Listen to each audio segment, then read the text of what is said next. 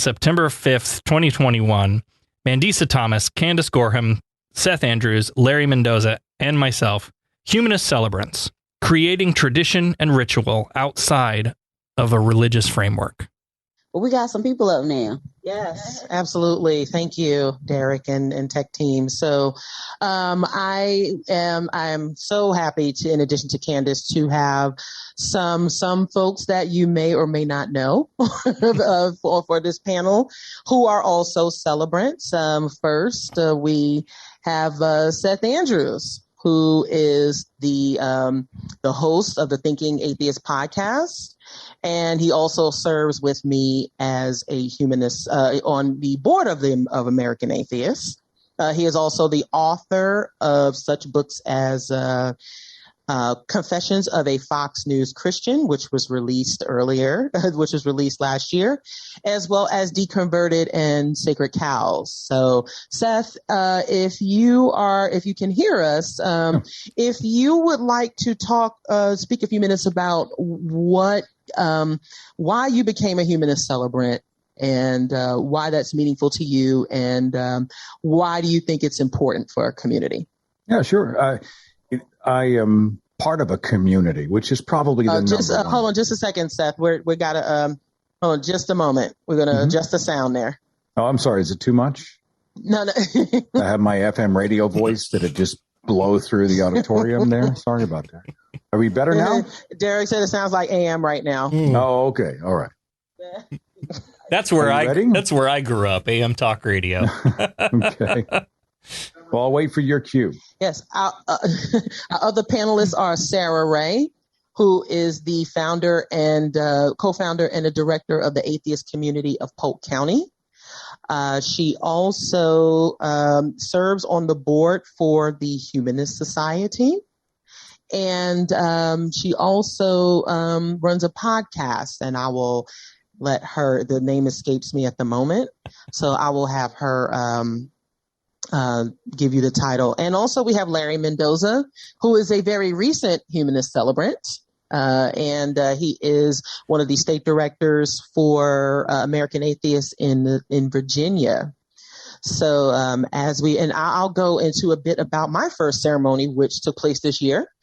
The groom, who is a BN member, specifically asked if I did weddings. And that was when I decided that it was time for me to complete the process, because he was insistent, and he and his wife agreed that they would do a non-religious ceremony, but that they would, for the reception, that they would do a traditional Nigerian. Her family is Nigerian, and they are very religious. So this was an interfaith couple.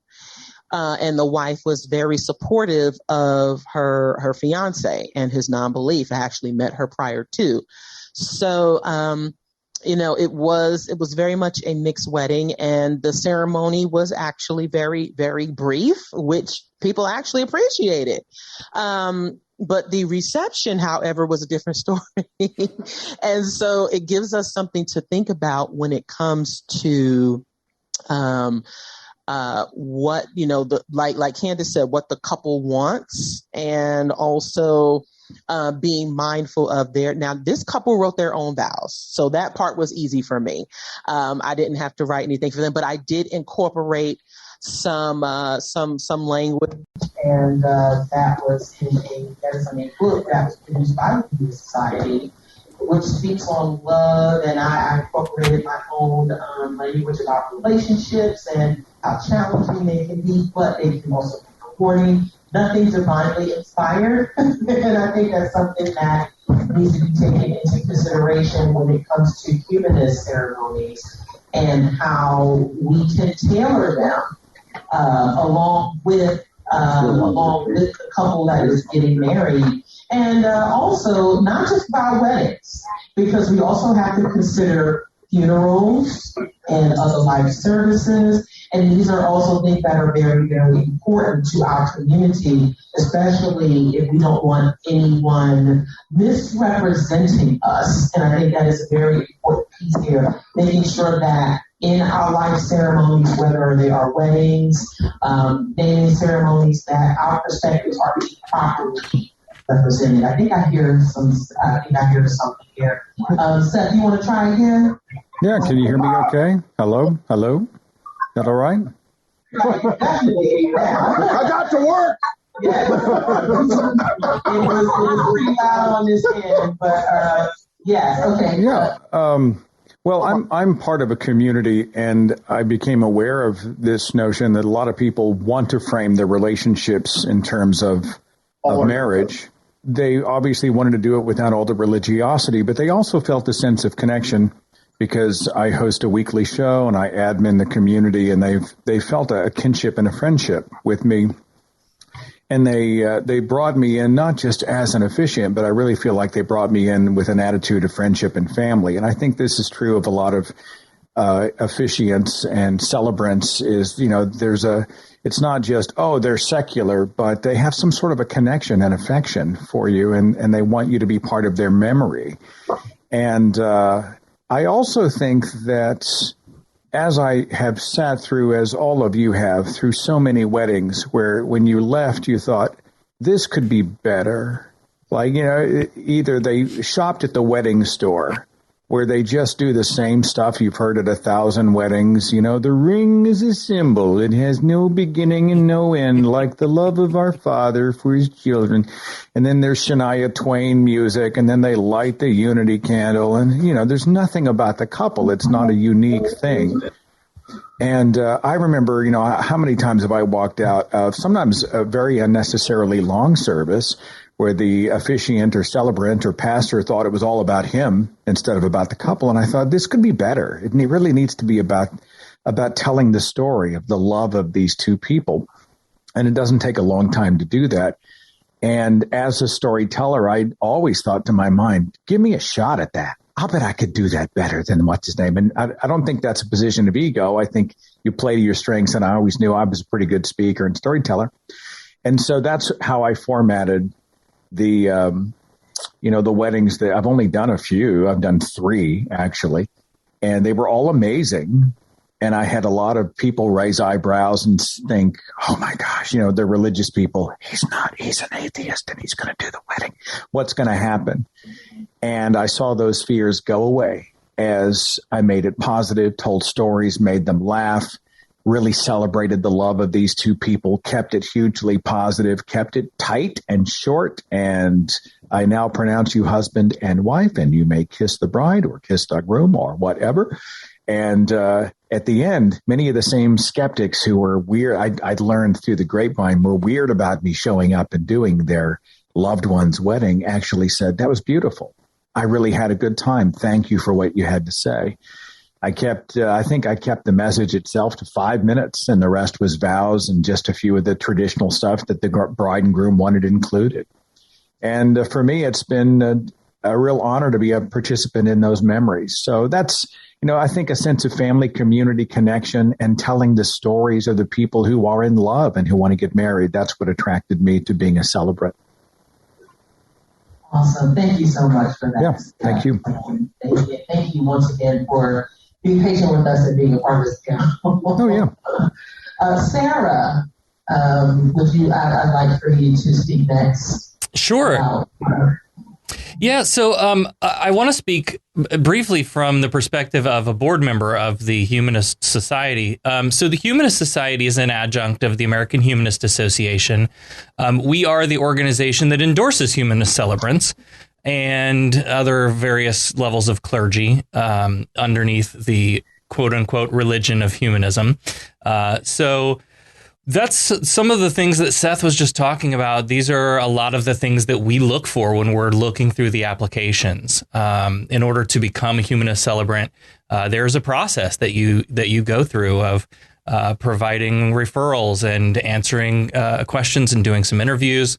And we're looking for people who are going to be able to connect with others and to be able to really get to know people that they're working with and create these very special, unique ceremonies.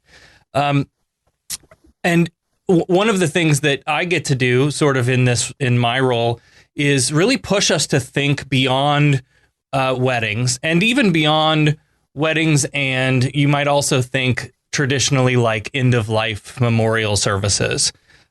Think about things like, I'm a trans woman, right? So think about things like gender transition. There are a lot of milestones as you go through this process that it's worth stopping and taking a moment to celebrate this moment in our journey, and come together with the people that you love, and to just take a moment to reflect on all of that.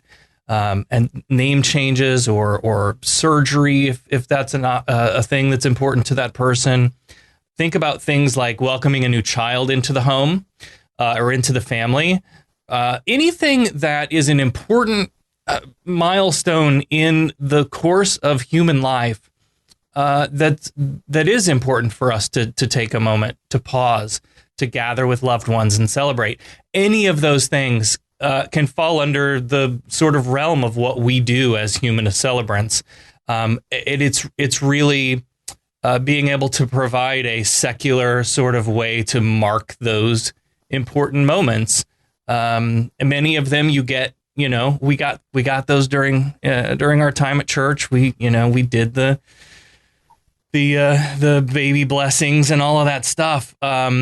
And we do that as humans because it's important to mark those occasions. It's not a religious thing. It's a human thing. And so that's what really drew me to what we're trying to do as Humanist Celebrants at the Humanist Society, is really create those opportunities for people in a non-religious space to still have that connection and meaning in the movement and passage of life. Thank you so much, Sarah. Larry. Yeah. So, I mean, I echo everything that Sarah and Seth said. I became a celebrant very recently, as you mentioned, and I didn't really think about it until a friend of mine asked me if I knew anybody that could perform a humanist or secular ceremony. And I thought about it for a minute, and, there was nobody here. I live in Richmond, Virginia, and there's nobody here locally that can do that. I have some friends, a couple hours away that are, celebrants, but she was then asking me, well, why don't you do it? And I said, and I thought about it, and I said, you know what, let me see what it takes. And I went through the process, as Sarah mentioned. I, applied through I went to the American Humanist Association, and then through there got directed to the Humanist Society and applied and went through this process. And it was relatively easy, actually. You do have to fill out a questionnaire and have an interview and all that. But I think that, the first wedding I'll be performing is in about a month. And actually today I'm meeting with with my friends to kind of go over the ceremony. And, I think it's one of the important things that we tend to forget, especially in religious ceremonies, is that it's about, the bride and the groom or or whoever is getting married. And, a lot of religious ceremonies just it's basically an extra long mass in my experience. I mean, I went through an Orthodox Greek wedding once, and oh man, that was a long wedding. And the wedding was actually the last 10 minutes of the entire mass. And, and then, I remember going to a funeral, and my wife's stepfather passed away, and they live in southwestern Virginia, which is very rural, very mountainous, very religious. And the whole funeral, if I didn't know any better, I would have thought it was just a celebration of Jesus, right? Because they barely mentioned him. And I'm like, well, I thought this, was about celebrating this man's life, but it wasn't. It was all about Jesus and heaven. And and to me, that's actually sort of, it just put a very bad taste in my mouth. So when I got an opportunity to then, because as I said, I'm part of a community, and I know a lot of people who are secular, and some aren't even, atheists, but they're just secular. They're, and don't want to get caught up in this whole religious aspect of a ceremony and want somebody to celebrate them. And as Seth mentioned, these are friends of mine, so there's a connection there already. And I think that's, when I thought about it, I said, yeah, absolutely. And so now I'm still learning. I'm probably, as I move forward and do more ceremonies, I'll get a little better at it. Hopefully this one will go fairly well. But, but that's really, why I became a celebrant is I got asked and then I thought about it and I said, yeah, we need more of these types of celebrants that do more humanist and love-centered ceremonies as opposed to religious-centered. Awesome. And so since I'm going to ask a question that wasn't originally a part of the set that was presented to you all, but I'm going to ask, given that that the rise of the non-religious, there's a rise in non-religious people leaving the church, they're leaving their religious identities behind. Do you think this puts us in a unique position as celebrants and non-believers to provide a valuable and even, dare I say, a bit more lucrative position to actually spread or to actually share our services? I'll start with Candace. Yeah, I absolutely. As the population of nuns grows, there's going to be a desire for more. People still want to get married. People are still having babies. People are still dying. These, like Sarah said, these major life events are still happening, and they need to be marked. And they need to be, people want to mark them and highlight them in their lives. And so we need to have people in place who, can help non-religious people do that. And so I absolutely think that the need for this is going to continue to grow. I've had over the years a number of people reach out to me before about different things. I remember I had a guy a few years ago who his wife wanted to do a christening, and he wanted to do something that marked the coming of the baby, but he didn't want to be religious, and he reached out to me to see if I would be willing to do it, which, I was, and I think at the end the wife won over that, she wanted it to be a religious ceremony. And so that was something somebody approached me about, how to help me craft basically like a welcome home baby sort of ceremony that leads out. And so I think that, like Larry called it love-centered ceremonies, I think that's a great way to frame it, because there's going to be, the need is there, the hunger is there for these types of services, but people don't know how to frame it.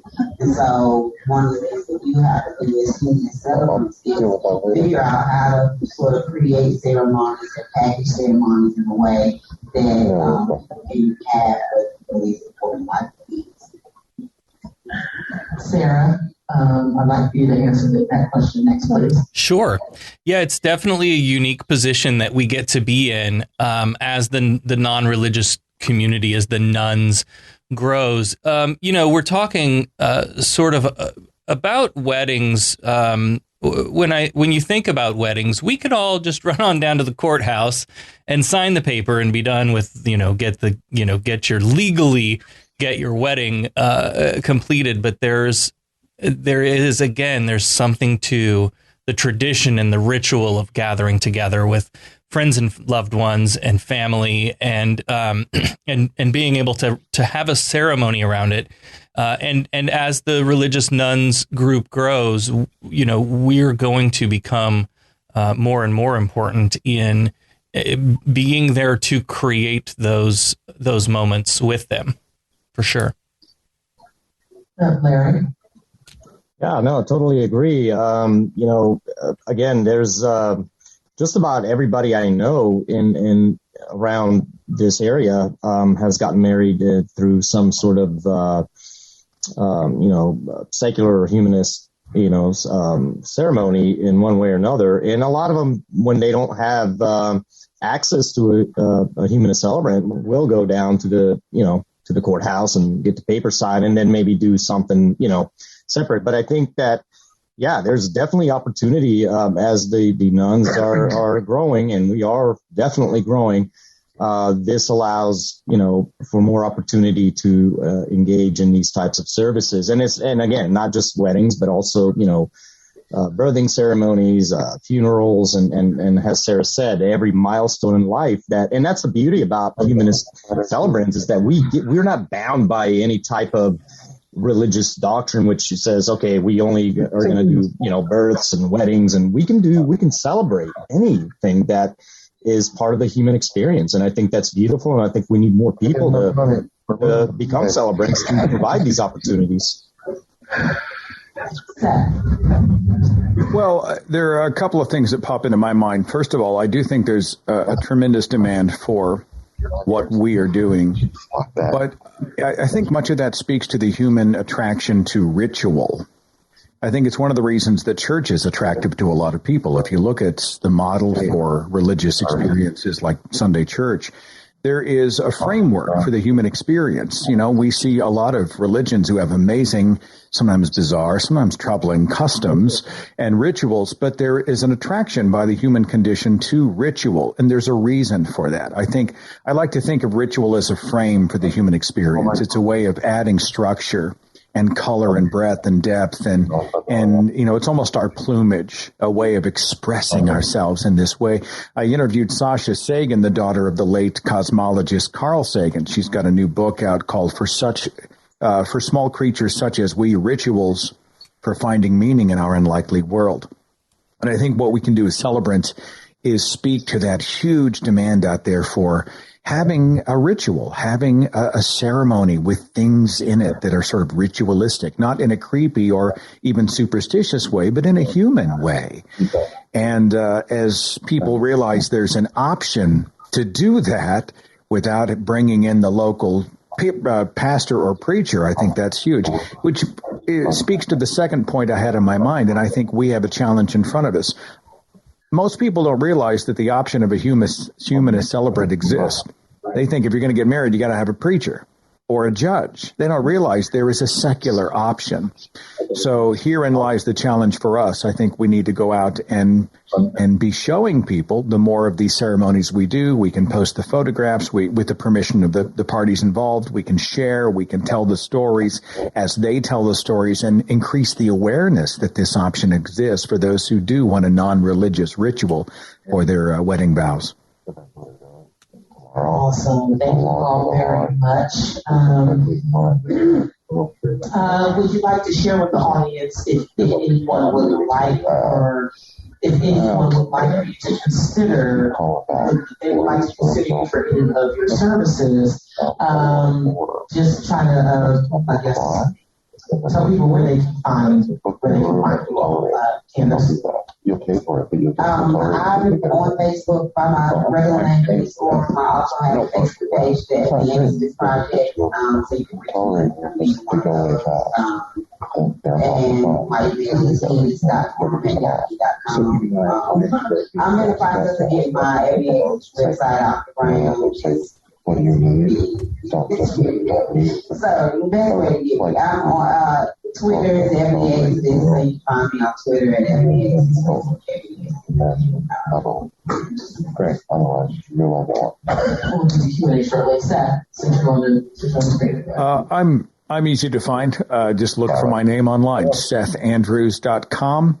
And there's a contact button there, and just draw me a line and tell me what, where, and when. And, if the things line up, I'd love the opportunity. And if not, maybe I can refer you to an organization closer to your area that can provide someone. SethAndrews.com is the website.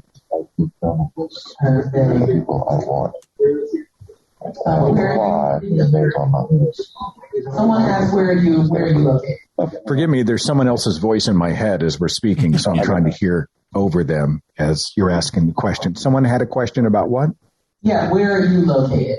I'm based in Oklahoma, where the wind comes sweeping down the plains. So, yeah, but I mean, I can get almost anywhere. I did a local ceremony. I did one in Kentucky recently, which was just lovely. But, mostly for me, it's not about, I'm not going to get rich doing Humanist Celebrant stuff. these days I'm really doing it. I try to make it cost positive, but my own model is cover my expenses, whatever you can afford on top of that. Mostly it's about the honor of being able to do it if my schedule does allow. And it's always an honor to be asked regardless. Sarah. I'll tell you how to find me in just a minute. I want to add one final thing, something to think about in terms of what Humanist Celebrancy can do for us as people and as a movement. And that is the Humanist Celebrant endorsement has opened doors for me. When Florida passed our anti-trans sports bill, a number of us came together outside our senator's office. And so this is another one of those occasions to get together and sort of mark time. And it was not a happy occasion, but it allowed me to sort of speak not only from my experience as a trans woman, but also share the humanist perspective with the folks there in attendance. And of course, it turns out a whole bunch of them were non-religious too, and had no idea that any of us existed, that our organizations do what our organizations do. So it's an opportunity to get out in the community and sort of spread that message. But it also has opened specific doors when it comes to interfaith events and local governmental agencies. Our Pride hosts an interfaith service every year, and Sarah, the founder of the local atheist group, is not welcome.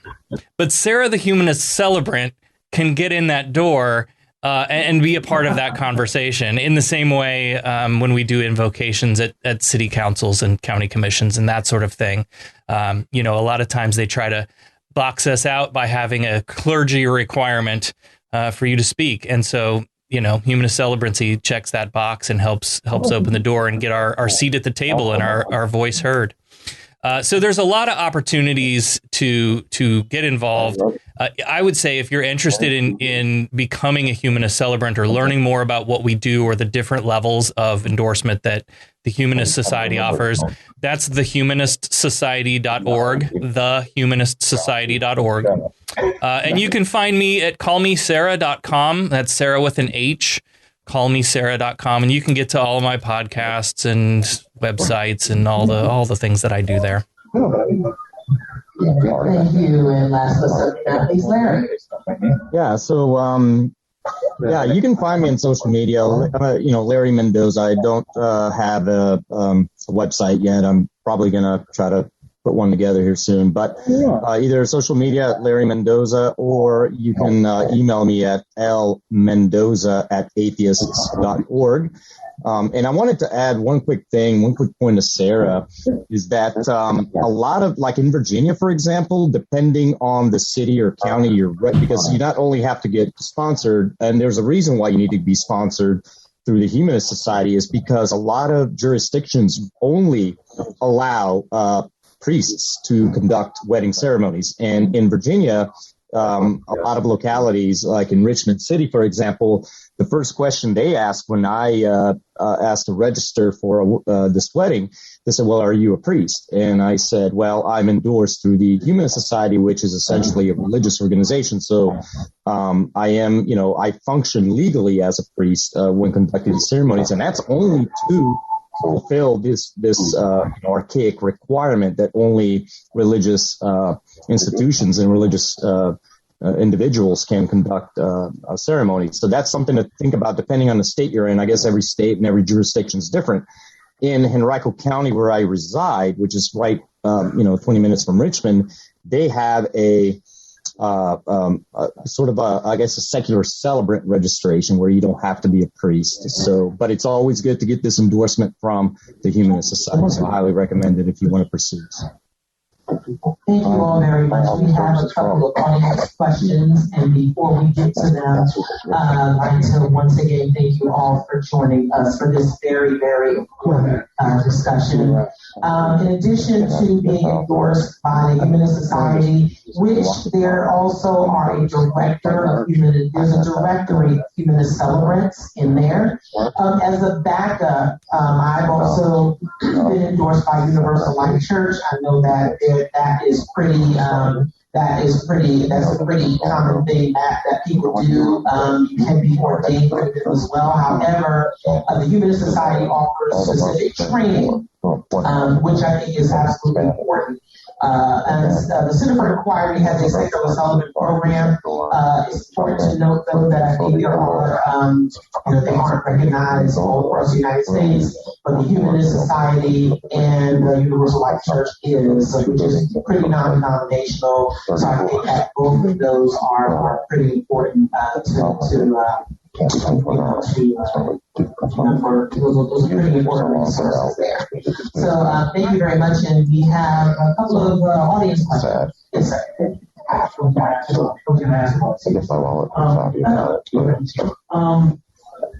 We're having a hard time hearing. I'll repeat the question back. Okay, thank you. So I guess I'll ask instead. I know a lot of the nuns are really spiritual, not religious. And while there is an opportunity there, how much concern is there? So it's a rejection of the power structure and institutions, but not the metaphysical BS. How much concern is in there within the humanists? There's an opportunity there, but how much concern is there about humanism becoming spiritual? Right. Right. So there was a question about those members who reject the institution of religion, but still may maintain a sense of like spirituality. How does that impact us and the services that we may provide? Well, I can tell you as someone who reviews all of the applicants that come through the Humanist Society, and I got to tell you, I'm really excited. We just endorsed Bill Nye, the science guy. How freaking cool is that? Just picture for a moment Bill Nye doing your wedding. Holy crap. We often do hear when people answer the questions or are doing their interview, a lot of times they'll still speak in religious language or in spiritual language. And, we're trying not to gatekeep as much as possible, right? We ask that you've read the Humanist Manifesto 3 and that you would agree and adhere to the principles of humanism. But beyond that, like we're really not trying to be the overseers here. We recognize that everybody goes through this journey in a different way at different times and goes through, a whole variety of stages in that process. And so I don't think it's as big a concern. I don't think it's a concern at all that it's going to, transition into a spiritual thing. Or become that. I think we just recognize that a lot of people who especially come out of a religious upbringing may still carry some of that language and thought with them. If I may as well, I think some people use the word spiritual because they're groping for language to describe the transcendent moments of the human experience. But what I mean by transcendent is, the most beautiful things, the things that often defy language, the birth of a beautiful child, or the sunset, the mountain vista, falling in love, those types of things. And so they say, it was like a spiritual experience, but they don't mean literal spirits. And so I think trying to understand the language itself, what do they mean by the word spiritual if they use it? Beyond that, I know I wouldn't agree to participate in any kind of environment or ceremony which I felt betrayed my values as a rationalist. And I would be very kind and polite and say, well, if we're talking about this supernatural plane, that's not a zone that I'm personally comfortable in. Let me perhaps refer you to someone who might be more appropriate.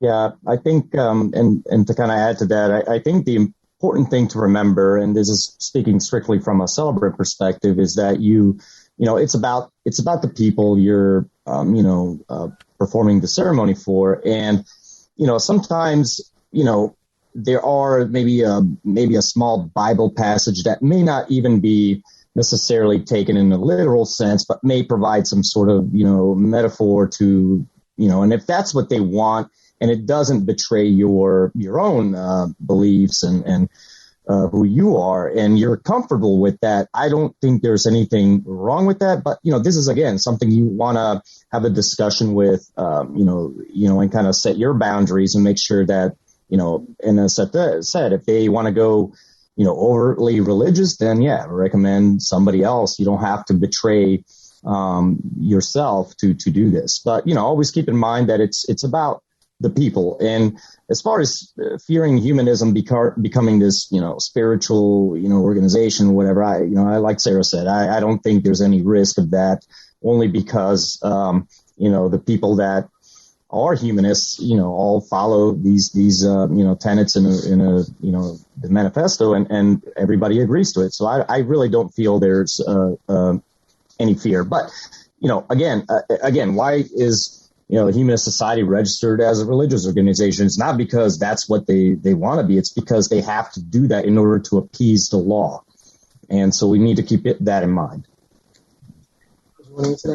Yeah, I think if you set aside what we're talking about right here, we're talking about humanist celebrants. I think if we set aside celebrants, and if you think about what does humanism mean in and of itself, I absolutely think that we'll see an increase in spiritually inclined, humanists, because if you just look at the environment right now, like, zodiacs and astrology, like that's just big all across the board. And I've begun to see more and more of my atheist friends who are like seriously in astrology. And I'm like, how can you be into astrology? Like it kind of boggles my mind. Or, stones and crystals and things like that. These more, metaphysical, like you said, sort of things that people attach themselves to. And I think, if we think about what humanist means, it doesn't necessarily mean that I'm not religious. It just means that I, am centering humans, right? I could still be a Christian humanist, for example. So I think, if you just want to talk about what does humanism mean, as that label, as more and more people identify as a humanist, I think, we're going to see more flavors of humanism as well. Yes, sir. I was hoping the panel could talk a little bit about the term humanist, kind of what its origin is and what it means to each of you individually, outside of it fitting a legal context, but not being being an alternative to the word minister or pastor or anything like that. Why celebrant? Okay, so the question for each of the panelists is to define humanism, what it means to you, and the word celebrant specifically, as it pertains to humanism, or both where that term, right? How long has that term been introduced? Okay, yeah. And I mean, it's administered through the Humanist Society, but what is the meaning of that word celebrant specifically? Okay, what is the meaning of the word celebrant? Sarah, you, as a representative of the Humanist Society, can you answer that first, please? Yeah, so it's Celebrant is I can't really tell you like the history of it as far as the use in the organization goes, but it is it's analogous to officiant. One who presides over these meaningful personal ceremonies. Celebrant just happens to be the word that the Humanist Society specifically went with. I don't know that there's any special meaning beyond that.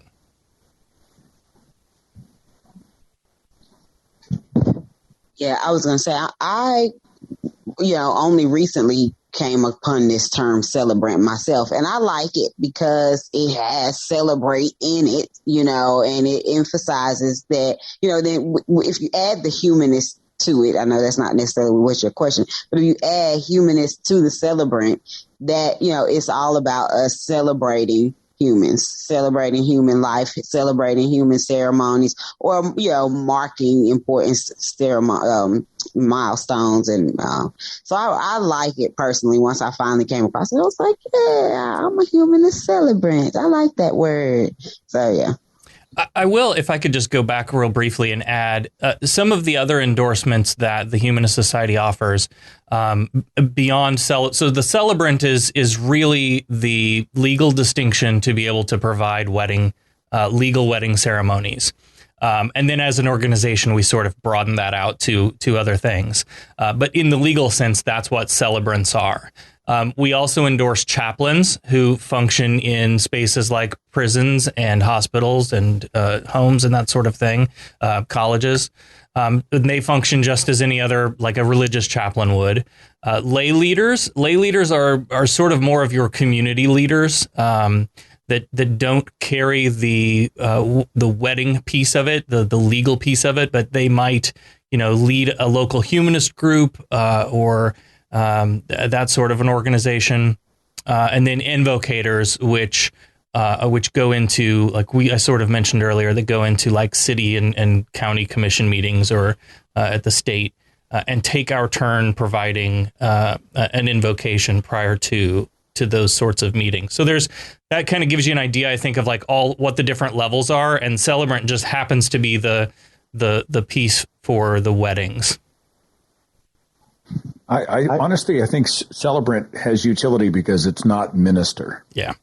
It's not preacher. We're looking for a word. And I like the integration of celebration into the word, a celebration of the lives of the people, which is refreshing because how many times have we seen a wedding and or a funeral where the pastor co-opted it to do their own message? It became theology instead of about the relationship of the people. I've seen weddings and funerals with altar calls. Mm-hmm. And, they're throwing Bibles left and right. And I've heard people invoke heaven and hell. You don't want to go to hell. And I've seen people who have used their theology to tell the woman in the relationship that she must submit to the man because the Bible says so. And it just becomes a sermon instead of a celebration.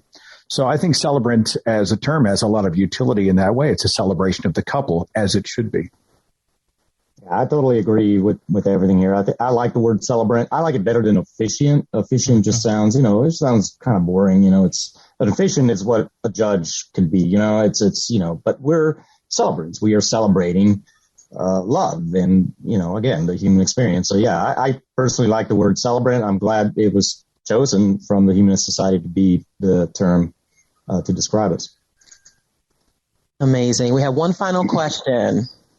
I know it's late, and so this may be a meaty question, but it seemed like this panel focused a lot on the weddings and the happy ceremonies, and funerals were sort of briefly mentioned as a side. But I always wonder now, like my husband and I have talked about it before, I'm like, what is our ceremony going to be? Who's going to die first, right? We don't know, but what do you want? And I'm fine with that. I struggle with the family. Mm-hmm. Funerals are more emotional because, they're big. They are bigger than just that couple because they're supposed to be a ceremony for the extended family. And in our case, especially his case, they're all super religious, So how do you deal with planning that out if you're the spouse and you've got to somehow include their wants and wishes?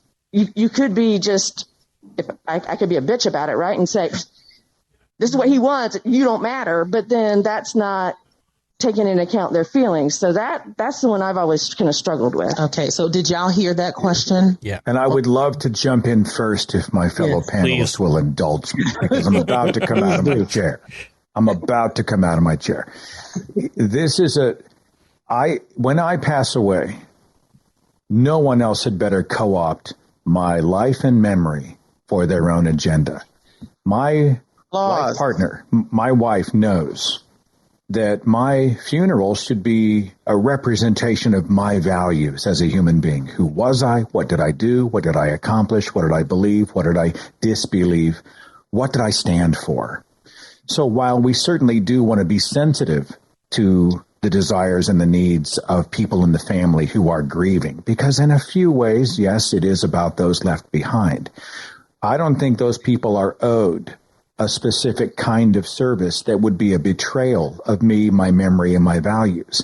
They're going to have to deal with a memorial service that was legitimately about me and what my last wishes were. And if it's dissatisfying or uncomfortable for them, that is really on them. My memorial had better be about me, who I was and what I stood for. I don't owe someone else comfort at that moment. My hope would be that they would take comfort organically by seeing a good life lived honestly. Yes, absolutely. Yeah, I was going to basically say sort of the same thing, Okay. which is that, your, I don't know what term we want to use for a funeral or memorial or, passing ceremony, whatever you want to call it. I feel like in the religious tradition, we're used to that being about God and it being a spiritual experience and a spiritual. And actually, I'm glad you mentioned this because I got another book coming out called On Death, Dying, and Disbelief. And that's exactly what I talk about. We as non-believers managing grief and how we do that. And the fact that death and funerals and stuff, it's often falls into the realm of the spiritual. Those are it's like they have the right to that market. But at the end of the day, it shouldn't be about the people. I mean, funerals are comforting to the people who are there, but in reality, we know that we should be marking the life of that person who we're there for, and we should be honoring them and remembering them as they truly are. And so I think that's why it's important that you talk about what you want for your, when you die, what kind of ceremony you do or don't want to be having those conversations with your family now. I'm young, I'm healthy, I work out, I don't intend to die for at least a good 30, 40 years, but all my family already knows what I want. If I die in a car accident, there is no confusion about what Candace wants, and everybody, I've talked about it with everybody in my family. I've talked about my mama, my daddy, my brothers, my daughter, my nieces, and my nephew. Like, there's going to be no confusion about what Candace wants when she dies. And I think it's important that we get in the habit of having those, especially for those of us who don't want a traditional funeral. If you want something that's different, you got to get in the habit of communicating that to your loved ones now. Then that way, if somebody does something, if my mom insists on having a religious funeral, everybody else in my family can jump up and throw a fit because what Candace wants has been clearly communicated. And so I think it's important to make sure that ceremony is just as centered on the person who it's about than any other ceremony. Mm-hmm. Yeah, totally. I mean, this is about your life. Or the, person you're celebrating. It's not, as I said, I did go to a Pentecostal funeral, and it was, I think they might have mentioned his name once or twice throughout the entire ceremony. Most of it was all about how he's in heaven and how heaven's roads are paved with gold, as if that's, didn't realize materialistic, things like gold would be so important in heaven. But yeah, it was all about it was just a sermon. I mean, it was, the preacher co-opting this funeral service to promote a religious message and not at all celebrating the life of this man. And it was quite insulting. I mean, but everybody there was all about it, and, except for me, but, yeah. So, I guess setting expectations and being very clear with family members and, letting them know now that, look, don't try to co-opt this. This is about me, and this is the kind of ceremony I want. I think I connect with our audience member here in the thought that I've chewed on this a lot over time, because in a lot of ways I think, well, I don't care what you do. I'll be dead.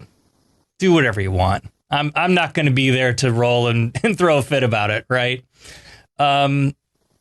But I also understand that I want it to be true to who I was as a person.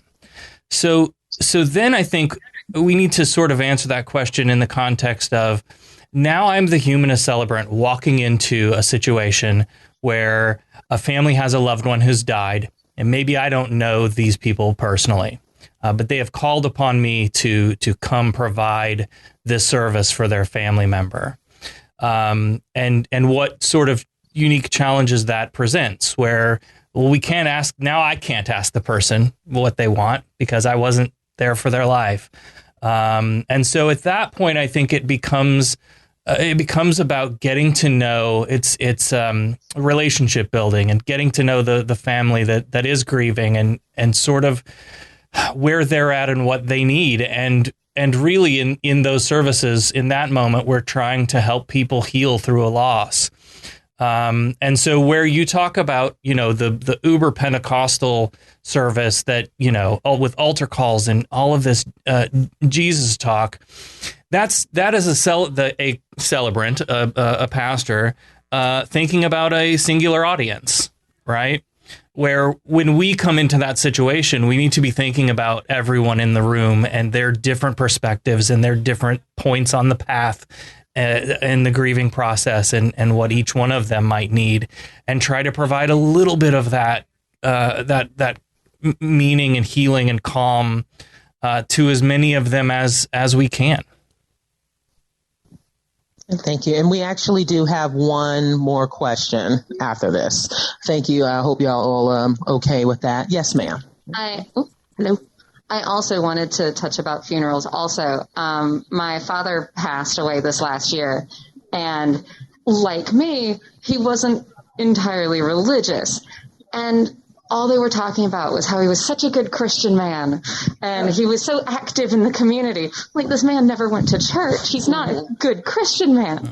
And I was wondering, what does a secular funeral look like? Mm-hmm. Because all we hear is, like they mentioned, God and streets paved with gold. What does it look like to have a humanist funeral? Right. And before I pass this question on to the panelists, I will say that as a new celebrant and someone who will be performing, who will be doing memorials and funerals in the future, it is important for us. I take from a very important African principle, Kujichagulia, which means self-determination. We have every right to stand up for ourselves and define ourselves and make sure that our families and loved ones, and even those who are representing us within our respective communities, actually perform the ceremonies as we would have wanted them to. I spoke at his funeral. Yes.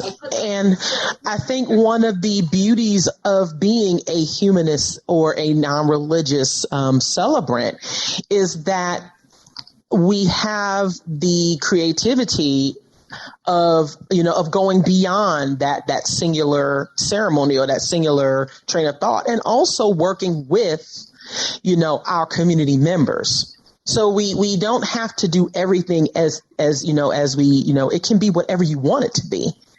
And I think that's something that we need to consider moving into the future. So, but yeah, I'll pass it on.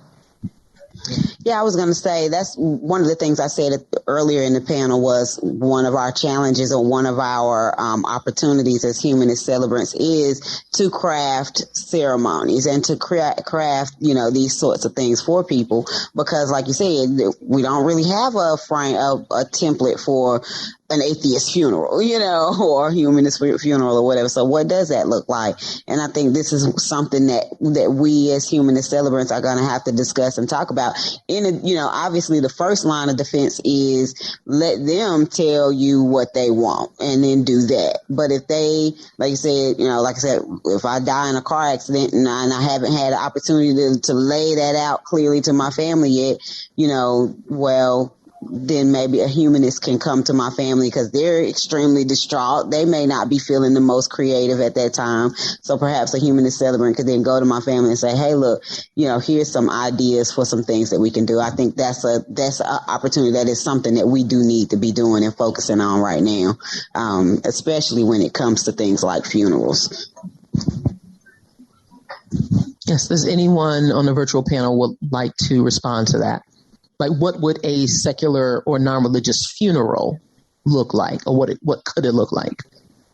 I guess I can go first here, but yeah, sure. I think that it's a lot, as Candace said, you want to talk to the family, you want to talk to them, but if they're reaching out to you as a humanist or a secular celebrant, they already have probably not a whole lot of religious kind of, intention for this funeral. So you can get as creative as you want to get. And, I think funerals are very sad, but they can also be, again, a celebration, and that can help with the grieving process to kind of go over. And you can set up, that's the beauty about just being a humanist celebrant. Even with weddings and funerals, you can get creative. You can, if somebody in life had a passion, like, for example, with my back, I am really big into snakes. I would love a funeral with a bunch of snakes, or something like that. But, you can certainly, talk to the family and find out what the interests were, what did they enjoy in life, and kind of focus on the passions and the accomplishments, and have, parts of the ceremony kind of discussing those, and invite speakers up that knew the individual well. And you can keep it totally non-religious. That's the beauty of this, is that you are not bound by any specific doctrine. And it's really the only boundaries you have is that individual and what he wanted or she wanted. Did anyone else want to comment? Well, I think what I hear in part of the question is, if so much of funeral language is, we will all be reunited. They've gone to a better place. They're now with the angels. We hear a lot of this, and these are words of comfort. People want to believe there will be a reunion. And I can't top what my fellow panelists have said about telling the stories of their lives, celebrating their lives. But I like the idea of trying to counter this notion that something has to last forever to be valuable. I think many ways a temporary life is more urgent. It's more critical. I always like to say that a beautiful piece of music as a final note is that song not worth hearing. Delicious meal as a final bite, and then it's over. Is that meal not worth enjoying? Sometimes we love someone who has gone prematurely and we won't see them. Is that love not worth having? And so we have an opportunity that's unique to us, I think, outside of the religious model, to say we had the privilege of being here during the bright light of this person's life. We got to meet them and know them and engage them, and a part of them continues to live on in us. And in that way, maybe that is a kind of ongoing posthumous existence. And that's an element that I think, we don't sacrifice inspiration whenever we sacrifice these superstitious notions of streets of gold and pearly gates and angel wings. I think we can just instead draw from the magic of the human experience and the critical nature of a temporary life to feel grateful that we were able to share those lives together. Thank you. And last but not least, Sarah. The combination of what Seth and Larry just talked about, it's the words of comfort matched with one of the things that I absolutely love is the idea of taking something that was important to that person and incorporating that back into the ceremony. Did your dad love a certain kind of bourbon? Let's all do a shot in remembrance of him, or whatever it is, right? Like this comes up often in I'm also a recovering from religion support group leader. And the idea of grief and grieving comes up quite often in those conversations as a context of how do I do this as a secular person? And that's one of my go-tos for that too, to work through that is, did grandma love to crochet, right? Like whatever it was that this loved one of yours, however their life was marked, whatever their interests were, find a way to incorporate that now into your life as a way to carry that memory of them forward in your own life. Thank you to our panelists, Candace Gorham, Seth Andrews, Sarah Ray, and Larry Mendoza. Thank you for joining us, and thank you for your patience. Thank you. Have a good day. Thank you.